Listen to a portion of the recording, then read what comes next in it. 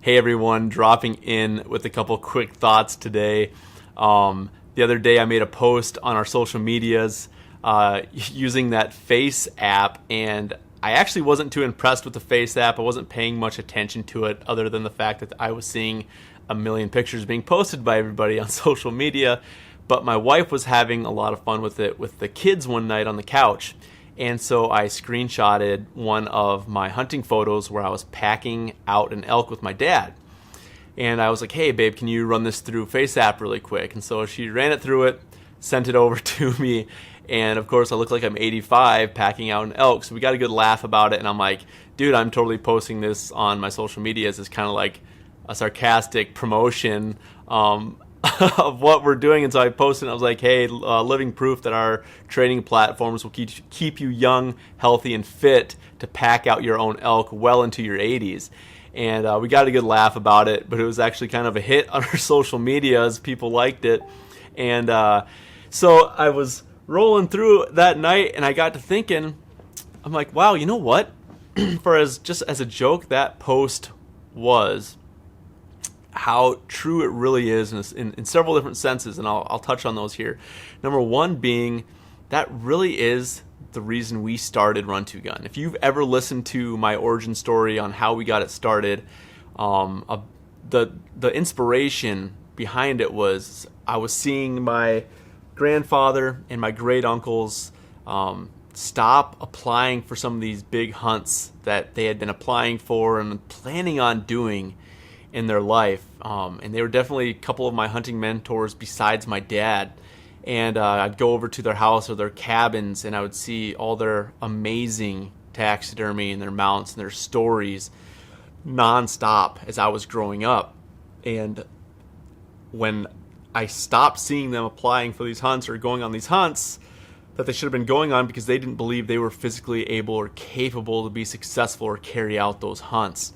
And so the motivation behind it was I wanted to help guys prolong their hunting careers so they could go on these hunts well into their 80s or when they're older, or they could hunt with their grandkids when they're older. Because as much as I got to hear those stories of my great uncles and my grandfathers, I actually never hunted with them.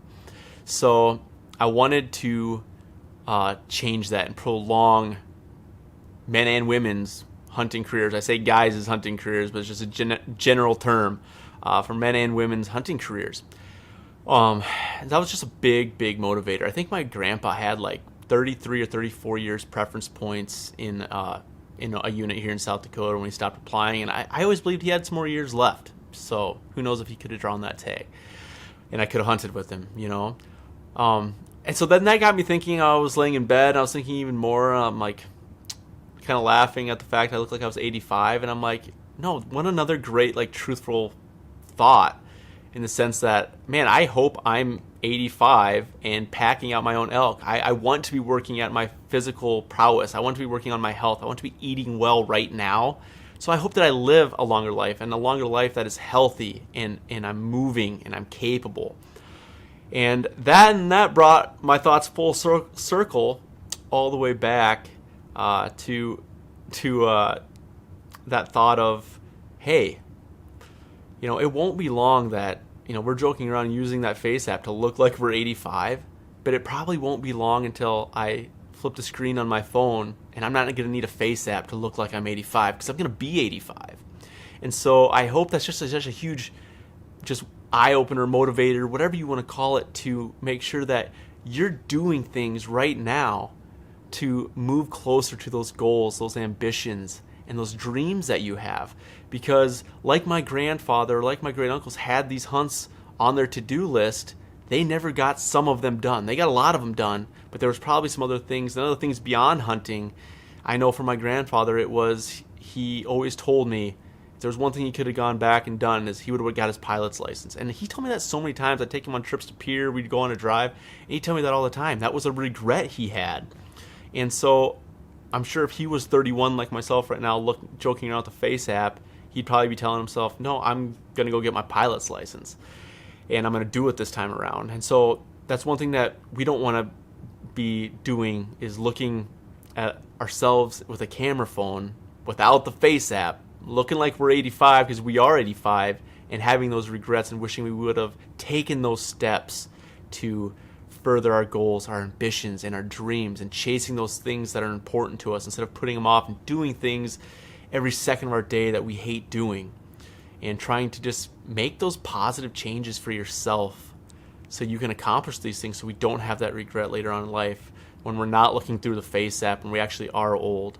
I turned 31 here 2 weeks ago, and I think about how, when I started working at Run to Gun in 2011 and then kicking it up 12, and I'm like, wow, I've been working on it for a while. It seems like a long time. It's really not that long, and I'm only 31 now. I double my life that I've already lived, and I'll be 62. And I think about that, and I'm like, I don't want to be 62, but really 62 is not that old. And then I'm like, my dad's 64 right now, 65, I can't remember, 64, 65, 64 he is. And I don't think of my dad as old at all. And I'm like, I doubled my life and I'm still younger than what my dad is right now. I'm like, man, I got a lot of time, I can do a lot of stuff, but I'm not going to waste that time. I can't waste that time. I need to be doing these things that I want to do right now and just go for it, not put them off, and just strive for those things and not living for somebody else. So I hope those thoughts made a little sense. I wanted to get them out. Sometimes when I'm rambling, they don't always make the most sense once I spit them out, but I hope some of it made sense, and that out of these funny, goofy, stupid apps, or whatever you want to call them, that there is some good depending on your perspective and how you're looking at it. And that's kind of how I looked at this FaceApp after I participated and played around with it. And so that message mainly is, don't wait, go after it, live a life beyond average, have some fun, you guys. Have a great rest of your day. Thanks for tuning in to this episode of the Live Beyond Average podcast.